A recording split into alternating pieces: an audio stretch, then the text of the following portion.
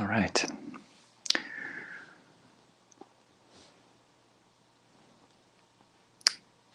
Well, this evening we are going to, as we have done in previous weeks, to be talking directly about the suttas, about the Buddha's discourses.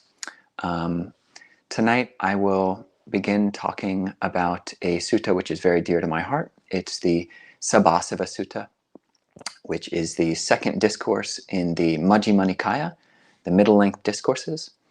And Sabbasava by Bhikkhu Bodhi is translated as all the taints. This is Sabba meaning all, and Asava meaning, they're pretty much, if you have a different translator, you'll have a different translation. Bhikkhu Bodhi translates it as taints, as does Bhikkhu Nyanamoli. Ajahn Jeff translates it as fermentations, other people as inflows or outflows. Basically, these are all of the mental hindrances or defilements. And the Buddha's advice on a very, very all-encompassing, very rounded and grounded way of approaching the practice. This isn't a one technique. This is a whole armamentarium. This is a whole slew of different techniques that the Buddha gives us. Specifically, he mentions, I believe it's 7 different techniques for abandoning these mental hindrances.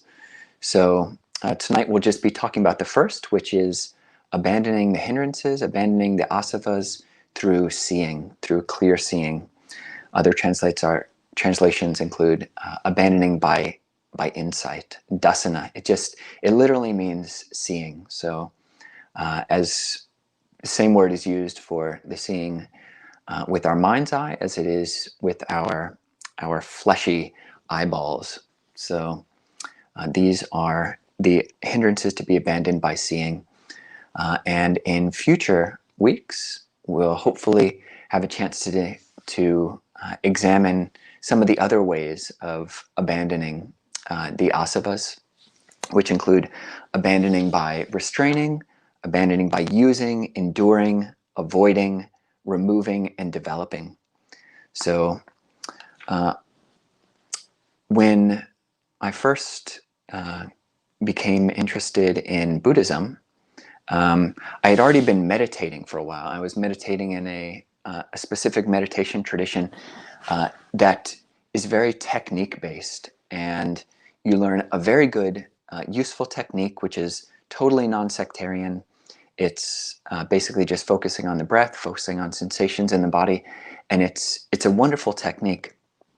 But I found when I tried to take that technique into a whole life, where I'm not just sitting in a quiet hall with a bunch of other people who are being quiet, but when I actually go out and try to do my job or try to study, or just deciding what I'm studying, deciding who I'm talking to, who I'm associating with, how I'm eating, where I'm living, all these other different considerations that just can't come under the rubric of just a technique. There's no technique in the world that will teach you all the skills you need for living.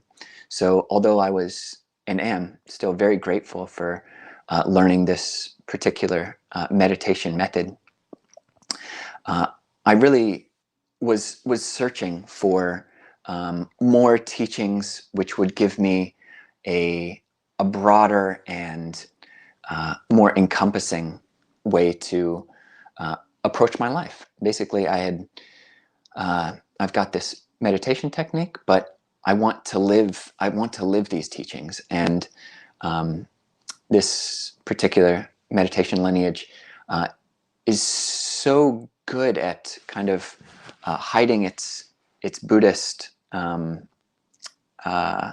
Buddhist origins, or at least that's how I was taking it, that I didn't even know that it was teaching a Buddhist technique, and it took me about a year to realize that it was Buddhist insight practice that was being taught. But right around that same time, about a year after my first retreat, I came across the Pali Canon, came across the Satipatthana Sutta, which is basically the most fundamental text on all-around mindfulness, cultivation. And I came across this sutta. And this sutta really opened my mind to the whole spectrum of life practices which the Buddha taught. So the last technique, which hopefully we'll get to, if not this month, then next month, is the taints to be abandoned by developing. So that specifically the Pali word is bhavana, which is often translated in English as meditation. So that was the main focus of my early meditational experience, is those taints to be abandoned by meditation, by development. But yeah, how do I eat? Where do I live? How do I relate to my surroundings and the people who I'm living with? So yes, this sutta it's almost a panacea. It's almost a cure for all of your ailments, but it's very much in bare bones skeleton format. So the type of taints which are elaborated most explicitly are the taints to be abandoned by seeing. So maybe for the rest of tonight's talk and Q&A, maybe I'll just refer to these taints as asava, just to get people used to the Pali. It's a very fundamental word and concept to get your mind around, because in Buddhism there is a goal. A working goal is to stay in the present moment and to approach the present moment with as much clarity and as much clear seeing as we can manage.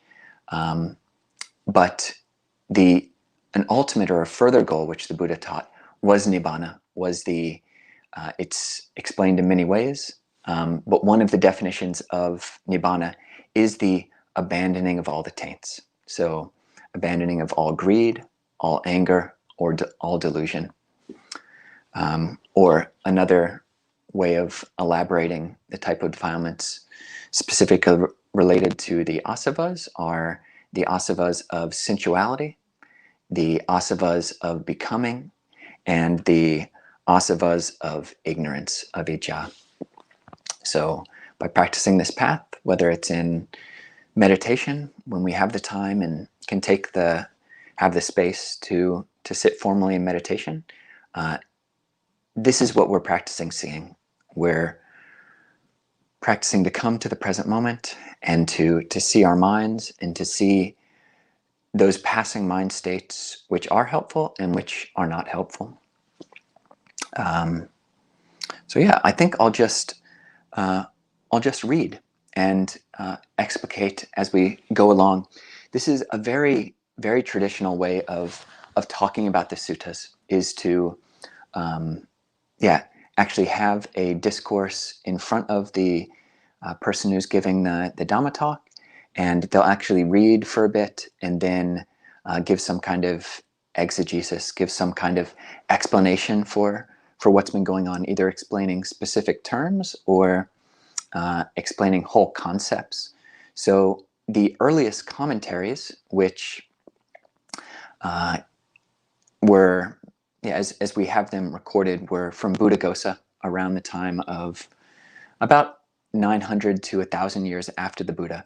And he very much followed this model. So he had in his, basically the written commentaries, he'll basically have a bunch of lines of the original sutta, and then he will explicate. So he will say, what taints, bhikkhus, should be abandoned by seeing? That's a line from the original discourse. And then he might say something like, what does the Buddha mean by taints? And then he'll give an elaboration, oftentimes giving this kind of folk etymology for the terms, which are fun things to look at. So I think in general we'll follow this same format of keeping very close to the text itself, and it's something which I appreciate. It keeps us grounded in the discourses, and it keeps me grounded in the discourses. And for people, hopefully you can follow along. There's a link to this discourse, actually several translations in the line notes. So yeah, you can follow along, and I think that'll make the whole experience more enriching, because you'll be able to not only hear what I'm explicating, but also be thinking about it yourself, which is great. Tonight I think I'll probably just give maybe 20 or 30 minutes of general outline, and then we'll have about 15 minutes of Q&A. And I'd love to hear people's thoughts. I find that much more useful for me than just me talking on and on. So yeah, what taints bhikkhus should be abandoned by seeing? Here, bhikkhus, an untaught, ordinary person who has no regard for noble ones and is unskilled and undisciplined in their Dhamma, who has no regard for true men and is unskilled and undisciplined in their Dhamma, does not understand what things are fit for attention and what things are unfit for attention. Since that is so, he attends to those things unfit for attention, and he does not attend to those things fit for attention. So that is a summary of what it means to, what the Buddha is pointing to by this quality of seeing. Basically, it's seeing in line with what's appropriate, or what is fit for attention. This will bring up a concept which I think many people here will be used to hearing, is yoniso manasikara. Manasikara is the work of the mind, so basically thoughts, and yoniso means appropriate, or basically intelligent thinking. So one way this whole topic of seeing correctly, seeing with one's mind's eye, seeing in line with the Buddha's teaching, one way they talk about it in Thailand is, I find very useful. It's basically to say kit ben. Kit means to think, and ben can mean to be, but it can also mean to be skilled at. So seeing in this context, seeing with one's mind eye rightly, is basically being able to think, knowing how to think in a way which is in line with the Dhamma, which is an extremely useful, vital skill for the path. We live and we think, and even if we can attain jhana meditation, we're not going to be in jhana all the time, and we need to know how to think. And the Buddha taught us how to do this. So a number of things to point out here. So bhikkhus, if you're new to Dhamma, bhikkhu just means monk. When the Buddha uses it, it actually can stand in as a placeholder for anyone in his audience. So it's bhikkhus, or oh monks, and everyone else who's listening. It's a placeholder. So basically, bhikkhus refers to everyone who's here in this chat and anyone who subsequently listens to this, and it means you can just take it generally as practitioners.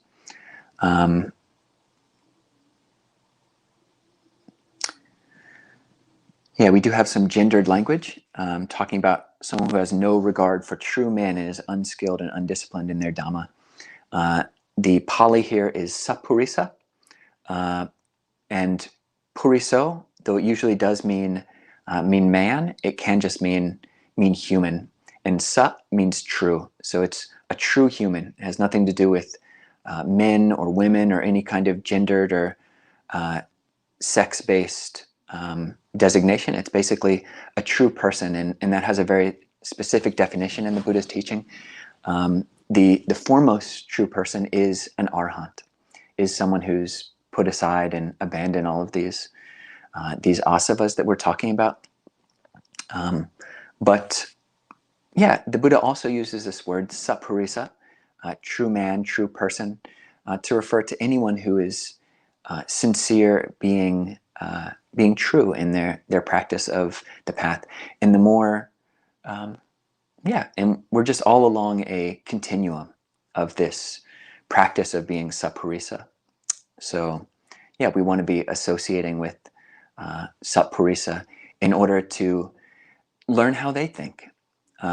We've got the discourses of the Buddha, we've got discourses of early monks in the Therigatha, verses of early nuns in the Therigatha, and that's great. These are worthy, noble, true men and women, true humans. But yeah, all of us are practicing in that direction as well. So we want to surround ourselves with people, the more true, the better. So basically, the less defiled, the better. And again, you can't really judge. Nobody. There aren't like, there's no scale. It's not like a video game. You can't look at somebody and see what their kilesa or asava level is. Floating above their head. But you can tell through conversation. So what we want to be doing when we practice this seeing is paying attention to those things which are fit for attention, and not paying attention to those things which are unfit for attention. And then the Buddha goes through what are those things which are unfit for attention that one who is unskilled in seeing attends to. They're things which, when someone pays attention to them, it gives rise to three things. We've already labeled these. These are the asava of sensuality, the asava of becoming, and the asava of ignorance. So basically, to maybe try to remove some of this Buddhist jargon, it's basically when we pay attention or when we look at something in a way which gives rise to greed or to anger or to this sense of comparison, that's what the becoming is pointing to, is me becoming something, me becoming better, this something which is very popular, very almost default for at least Americans in their 30s. We're very much in this becoming mode. We're going to show our bosses that we're the best. We're going to show the world that we've got the best podcast in the world, or we've got, we write the best reports, or we do the best whatever. And that's becoming. It's basically expanding this sense of I in a way which is unhelpful. So yeah, we don't want to be paying attention in a way which gives rise to those things: sensuality, becoming, and ignorance. And the next paragraph. So this is how one attends unwisely. Then there's this list of all sorts of speculations about the past and the future and the present. And you'll notice, if you're looking at it yourself, that there are all of these, basically it's just I. Was I in the past? Was I not in the past? What was I in the past? How was I in the past? Having been what did I become? And then with regards to the future, shall I be in the future? Shall I not be in the future? Etc., etc. Or he is inwardly perplexed about the present thus: am I? Am I not? What am I? How am I? Where has this being come from, and where will it go? And it's easy to make fun of these inner proliferations, this inner I making and my making. But internally, it's a very subtle process, and we're really doing it all the time. And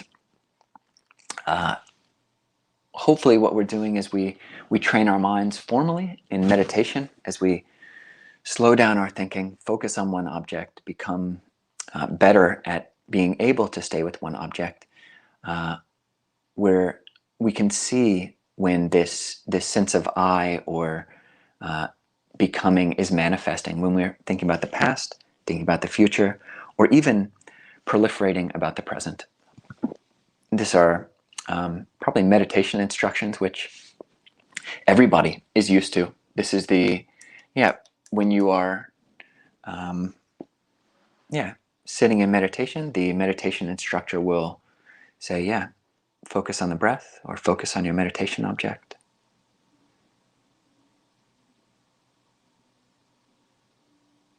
And keep coming back. And the mind will go off to the future or to the past. Or you might have craving or aversion about things which are happening in the present, but you just keep coming back. Back to the breath. Back to your object of meditation.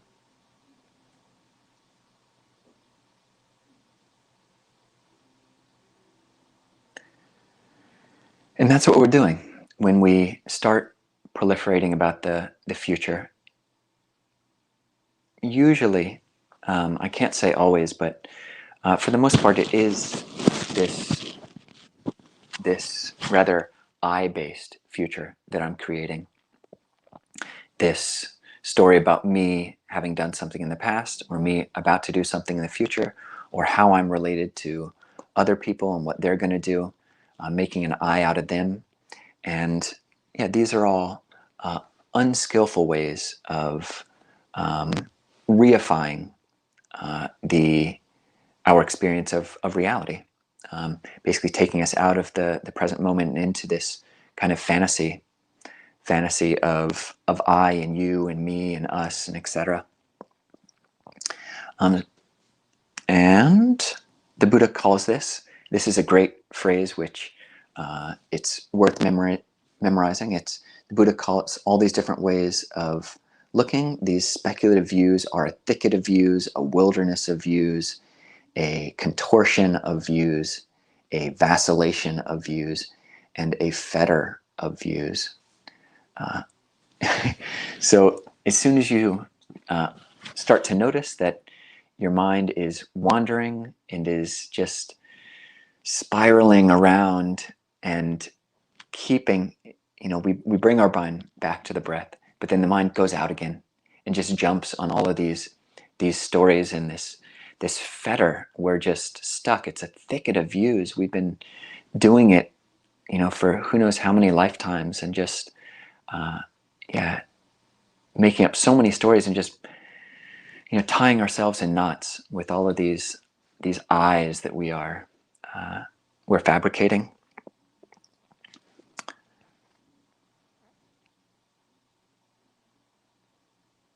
Yeah, so fortunately, this isn't the only way to think. And when we talk about being skilled at thinking, the Buddha gives us a method of thinking which doesn't lead to this fetter of views, doesn't lead to this contortion, this writhing, this vacillation, this fetter, this all of these speculative views. And what is that? That is thinking in line with the Four Noble Truths. So one attends wisely in a way which doesn't give rise to sensuality, to becoming, and to ignorance. How do they do that? He attends wisely, this is suffering. They attend wisely, this is the cause of suffering. One attends wisely, this is the cessation of suffering. One attends wisely, this is the path leading to the cessation of suffering. When one attends wisely in this way, 3 fetters are abandoned in him or her: personality view, doubt, and adherence to rites and rituals. These are called the taints that should be abandoned by seeing. And so those 3 fetters, probably some people will recognize that this is referring to the first 3 of the 10 fetters, which are basically, these are 10 unwholesome mind states which are gradually abandoned over the course of our meditative development. The first type of with the first realization state, this is stream entry. We abandoned these 3 fetters, which are the fetter of rights, personality view, doubt, and adherence to rules and rituals. And we do this by seeing the Four Noble Truths. Really, the Four Noble Truths are our path. They are, they're our vehicle. And there's many discourses. There's a whole Samyutta, a whole grouping of discourses in the Samyutta Nikaya about the Four Noble Truths. The Buddha said that the Four Noble Truths are like a big footprint, like a big elephant footprint, where all of the smaller footprints of various animals in the forest fit inside of that. And similarly, all of his teachings can fit inside the Four Noble Truths. And we need to be able to think in line with the Buddha, in line with the Four Noble Truths. In one discourse in the Samyutta Nikaya, the Buddha says, you shouldn't think in line with all sorts of different speculative views, but you should practice thinking, this is to be done, this is to be practiced, is start thinking about this is suffering, this is the cause of suffering, this is the cessation, this is the path leading to the cessation of suffering. And why is this useful? Because it takes us out of the picture. It's just a matter of dukkha and what caused it and what will lead to its end and how we can bring that about. So it's a much less personal and unfettered way of approaching our lives and our views and our mind and our brains.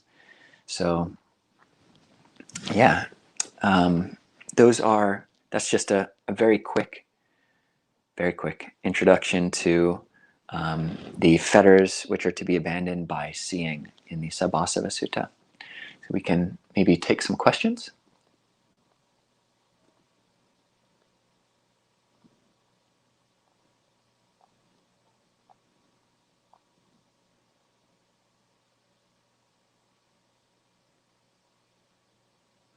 Okay. So here's a question from Original Mind. I may have missed the beginning of this question, but as I see it now, but the power or skill is in the why. Why are the dualities of self and not self and any combination rejected? Why are the dualities of self rejected? Yeah, so this is an interesting question, an interesting point of view. Yeah, I think, especially for Americans who have been through many years of schooling, it's so important to always ask, to always know the why. So there's even a really interesting form of problem solving, which is called the 5 whys. So basically you ask a question such as, are the dualities of self and not self, or any combination of that, rejected? And I could answer, yes, in a way. We do not necessarily reject them, but we do try to skillfully abandon them. And then with this 5 why technique, you would say, but why do you abandon them? And then the person answering gives another answer, and basically you go on with 5 more whys. So that can be a useful technique if people really need an answer to why. But there's also just the faith types. And if any of you are out there are faith types, then you can just say, oh, the Buddha said that this way of thinking leads to dukkha, this way of thinking leads to suffering, and then that's good enough for me, as that's what a faith type person would say. But yeah, this is a good question, and it's useful. I mean, that's why we're here, is asking questions. So, are the dualities of self and not self rejected? It's a complicated question. There are working views of self which the Buddha allows us to use while we're abandoning and totally uprooting conceit and delusions about abjectly, obviously false views of self.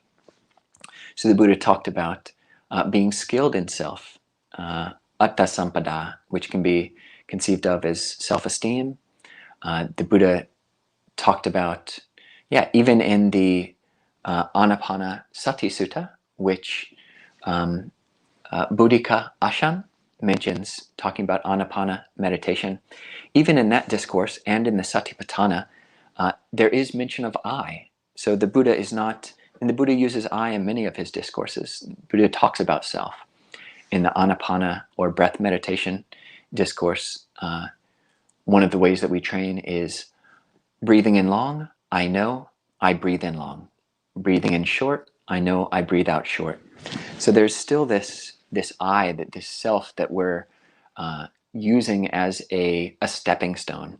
It's like a reverse gateway drug, is that we are basically eventually trying to uproot a sense of self and a sense of not self. An arhat is totally free from attachment to either, but in the process, we have to use this sense of self.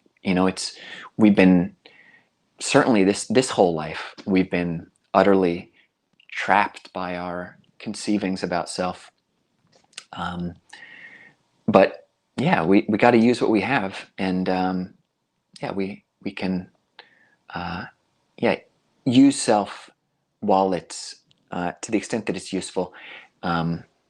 But as the Buddha is saying here with this way of seeing, is that we can also think in terms of just suffering, which totally circumvents the problem of self.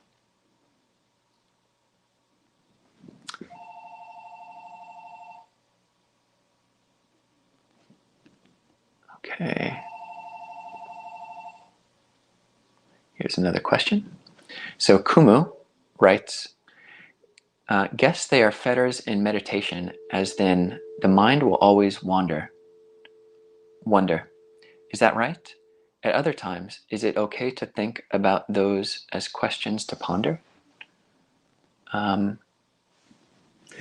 Okay, I think what Kumu is pointing to is this whole list of different views, which was I in the past, was I not in the past, what was I in the past, etc.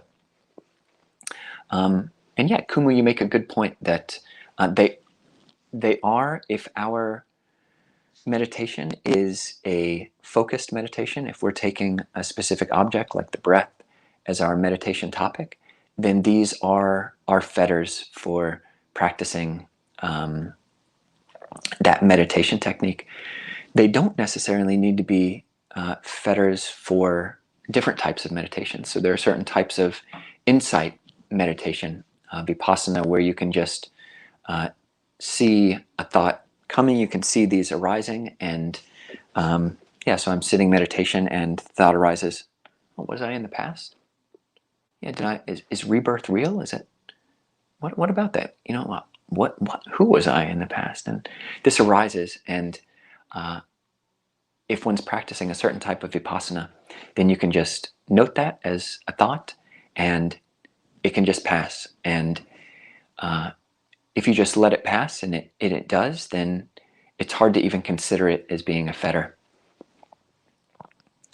The second question, at other times, is it okay to think about those questions to ponder?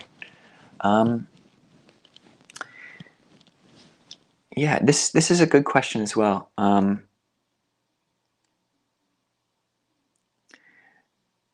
One kind of counterpoint to this would be, so here in the Sabbasava Sutta, the Buddha is saying, it is unwise to attend to the thought, was I in the past, was I not in the past?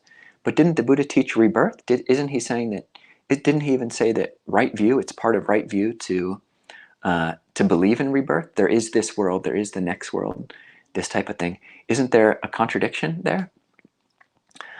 So I think where the distinction lies in is how we're thinking about it, how tightly we're clinging to this sense of self. And basically, I think one thing we can do is take those different synonyms for this type of conjecturing, the fetter, the vacillation, the contortion, the writhing, the thicket of views, the wilderness of views. Take all of these as affective or feeling-based pointers or indicators that the way that we're thinking about this is unhelpful. So if we bring up this question in our mind, yeah, was I in the past? And it leads to this whole slew of unhelpful speculation, which most thinking in that vein can. Oh, was I in the past? I mean, maybe I should go see the Madhu, go see the fortune teller. Yeah, they could tell me who I was in the past, and that would be useful, because that would tell me why I've got this scar on my head, or why I tend to be afraid of heights, or whatever. But yeah, is the way you're thinking about it contortion? Is it leading you to bend up your thoughts in a way which is ultimately unhelpful? How easily can you drop the thought? That might be a good test. Yeah, was I in the past? If you can drop the thought just like that, then you're approaching it in a rather healthy way. But I think the moral of this way of seeing is that if possible, and to the extent that we can, really shifting our focus away from this I-based speculation to more phenomenon-based thinking, phenomenon-based seeing. Okay, so whether or not I existed in the past, is there suffering now? What was there suffering in the past? What kind of suffering was in the past that led me to be experiencing what I'm experiencing now? I think that would be a more useful question. See if you can do that. See if you can, yeah, every place where the speculator is saying, was I in the past? Maybe just see if we can switch out the word suffering. So, was there suffering in the past? Was there not suffering in the past? What kind of suffering was in the past? How was I suffering in the past? And yeah, the Buddha, the place that we live is the present moment. That's our working ground. And we want to become more and more apt, more and more able to stay in the present. But the Buddha did think about the past, and the Buddha did think about the future. He didn't think in terms of the self, because he saw that he saw the emptiness of those concepts. But yeah, he could think of the past and the future. And yeah, I think it's fair to say that he would be thinking of dukkha in the past, dukkha in the present, dukkha in the future. What dukkha in the past, or what craving in the past, that's the second noble truth, led to this experience of dukkha in the present. So yeah, thank you, Kumla. That was a useful way of thinking about things.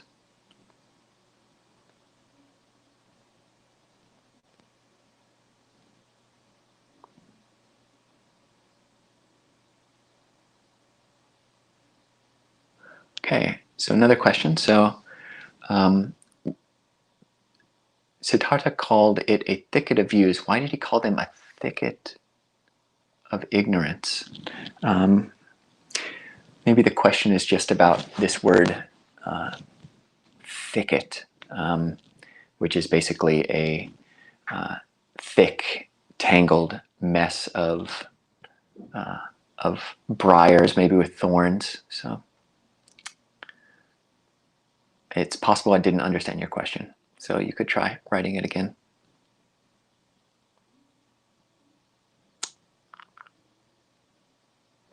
Okay, so from Gita Jnana. So Bhante, if we examine thoughts that arise in each moment, we would be able to examine and see impermanence, suffering, and not self, and let go. If we examine thoughts that arise in each moment, how about would we be able to examine and see impermanence, suffering, and not self, and let go?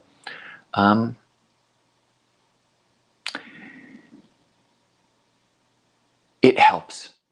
These are our tools. So it's like you say, say I want to dig, like I know something is buried underground. I'm trying to dig to a certain pipe which runs, it's about 3 feet underground. And if I take one scoop of the shovel into the ground at the top layer, then I don't see the pipe because it's 3 feet under the ground. It's under the ground. It's too far. But that doesn't mean that the shovel isn't a good tool. It just means that we haven't gotten there yet. And similarly, when we examine thoughts, we examine basically impermanence, suffering, and not self. These are our tools. These are our shovels. These are our brushes, which we brush away all the dust of these different asavas, these different inflows or outflows. And the more we use the brush, the more we use the shovel, then the more we'll be able to let go. But it's not necessarily the case that, right now, I or you can just close your eyes, bring your attention to your hands, and you can have a absolutely valid experiential realization and deep seeing into impermanence. Right now, my hands are tingling. If they were solid, if there was permanence to them, then my hands wouldn't be tingling. So I can see that, but does that necessarily mean that I can let go of whatever hindrance is assaulting me? Not necessarily, because the hindrances have their own timeline. They're at their own depths. Certain hindrances are more shallow or more deep, and we can't. There's no. We could just use the tools we have to the best of our ability.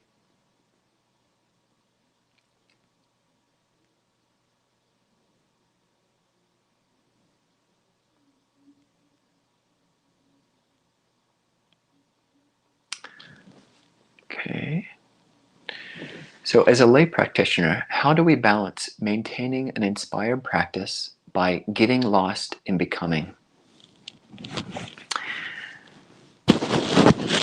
This is a good question. There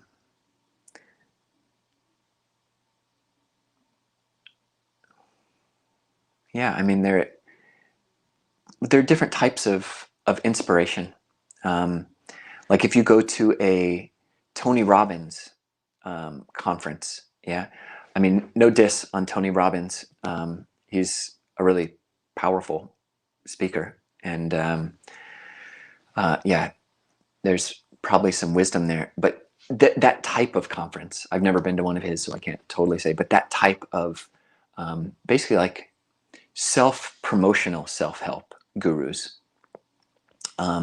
really encourage this type of inspiration, which is very like self-based, which is, okay, I can succeed. I can attain nibbana.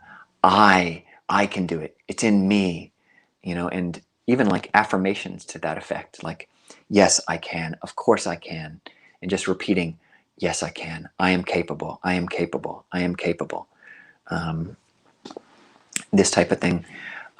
But there's also a type of inspiration which is less I-based, which I think is maybe more in line with the Dhamma, that, Anguttara 2, as the Buddha said, it is possible to abandon the unwholesome. If it were not possible to abandon the unwholesome, he wouldn't say, abandon the unwholesome. But since it is possible, then you should do it, and it leads to happiness. Similarly, cultivate the wholesome. It is possible to cultivate the wholesome. If it wasn't, then he wouldn't say to do it. And if doing it didn't lead to happiness and welfare, then he wouldn't say to do it. But since it does, then he does. So, thinking about inspiration in that way doesn't lock us up and fasten us to this this becoming energy of I've got to practice. I've got my daily practice. Habits are important. And to some extent, using the self, using more intelligent sense of self, can give you inspiration. So, having a sense of self, and again, take this as a provisionary sense of self, a sense of self that is I'm someone who keeps precepts. I'm someone who likes to practice generosity. I'm someone who meditates every morning for 45 minutes. I meditate every afternoon for however long. And I meditated again in the evening for however long. That is a sense of self. And you can make trouble for yourself out of that. Like when you miss a session and you start to hate yourself, or when you're put in a situation where you don't want to give, but then there's this kind of unhelpful sense of guilt or shame. And there is some becoming there, but I think you just kind of have to rely on your own sense of what it means and what it feels like to actually get lost in that. So, yeah, I'm a monk. I'm a monk, and that means a lot to me, actually. But I and all monks really need to be careful of that. Like I don't want to be so attached to this identity that it leads to conceit, or it leads to other unhelpful states, which, are really just based on ignorance and will cause me more trouble in the end than they will alleviate me from trouble. Whereas if I hold it, well, I'm a monk. Yeah, I wouldn't do that. I wouldn't hit anybody. I wouldn't lie to anybody. Yeah, that's a helpful sense of self, and I don't need to make a Kovilo bhikkhu out of that. It's just refraining from the unwholesome. And maybe I might just take one more question.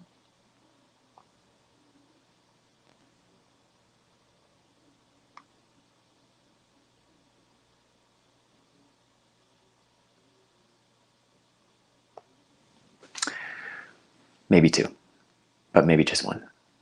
Ajahn Kovilo, what should I do? This is from Luciana. What should I do when I meditate? I felt there would be other beings present, and I'm scared. Ajahn Kovilo, what should I do when I meditate? I felt that there were other beings present, and I'm scared. This is this can happen. I think what the questioner is speaking to is a feeling that maybe there are unseen beings in the same room as one. And for people listening at any point, if you don't believe in other realms of existence that are unseeable to us, then that's totally fine. You can just you can relate to that sense in a different way. But in the Pali Canon, there is acknowledgement that there are other realms of existence. But for us, on a practical level, it's not necessarily a sure thing. So we might have a feeling that there's someone present, and we might be right, or something present, and we might be wrong. And it's, I think for people who are who have these kind of feelings, it can almost feel like if you're in a rather small room and someone is looking at you, there's that weird sense that you want to turn around to feel like the laser eyes which are being directed in your way. So I would say for anyone who's experiencing this, if it's scary, so the Buddha did talk about benevolent realms and rather ghostly realms. So with a benevolent realm, if someone is feeling like there's a sense of light around one, then that's one thing. But if you're scared by the feeling, then you can try a number of things. You can open your eyes. Sometimes that will help. If you have a mantra, in the Thai forest tradition in which I ordained, the very simple mantra, Buddho, Buddho, Bud on the in-breath, Do on the out-breath. Or if you're just really scared, then Buddho, Buddho, Buddho, Buddho, Buddho, Buddho, Buddho, Buddho, Buddho. You can put it to whatever melody you like. And there are many, many Thai forest masters who use this method as almost like not almost as, but literally as a protective, protective mantra. And yeah, I myself, I've had similar feelings. Very rare, but I remember one time in particular, I was at my hut, and I'm not, before I ordained, or, my whole life, I'm 38, I may have had one or two of these experiences, maybe just two. But yeah, this weird sense of this dark or this foreboding presence, which is, very close to me. And basically, I just remembered this Buddha mantra and just Buddha, Buddha, Buddha, Buddha, Buddha, Buddha, Buddha, Buddha, Buddha, Buddha, Buddha, Buddha, Buddha. You go like super speed on the Buddha mantra, and yeah, I just like held very fast to. It's like the whatever kind of dark darkness is, I feel is kind of haunting, or is is right up close. I just hold on, Buddha, Buddha, Buddha, Buddha, Buddha, Buddha, Buddha, Buddha, Buddha, Buddha, Buddha. And yeah, this is a good thing with fear. Yeah, you want to relate to your fear so that it's as if the fear is pushing you forward, not as if the fear is holding you back. So, to be able to do that is, yeah, you need a tool. So you could try this this mantra, Buddha, and yeah, maybe it'll work. And again, I'm not saying that I necessarily, that there was some being that was haunting me or whatever at the time, but it felt that way. And yeah, using the mantra did work to alleviate that. It worked to some extent. Basically, it just passed, and I was able to hold on to my Buddha kind of rope, life rope, life raft, and the foreboding passed. So yeah, there are lots of comments, which are great, and I think I can save the YouTube video to keep the comments, which I'll go back and read. But it's about time. So yeah, really thank everybody for coming, and yeah, I think I learned a few things about this. You learned about substituting, the word suffering in my own proliferations. So if I start thinking, was I in the past, or will I be in the future, I can just shift that I, just change the simple word, will there be suffering in the future? Will there be the cessation of suffering in the future? What, when I do it right now, what, when it's done right now, will lead to the cessation of suffering in the future? Was there suffering in the past? This type of thing. And yeah, that's just one thing I've learned. And so I appreciate everyone being here. And yeah, I hope everyone has a good rest of the week. For me, it's a great way to start a Monday evening. So I wish you all the best, and you can keep tuning in to Clear Mountain Monastery YouTube, and there's also a podcast. Tan Nisabo and I are kind of taking turns. I think he's doing most of the YouTubes these days, and yeah, he gives a good talk. So tune in for more Nisabo, and in future weeks more Kovilo as well. So yeah, take care, everybody.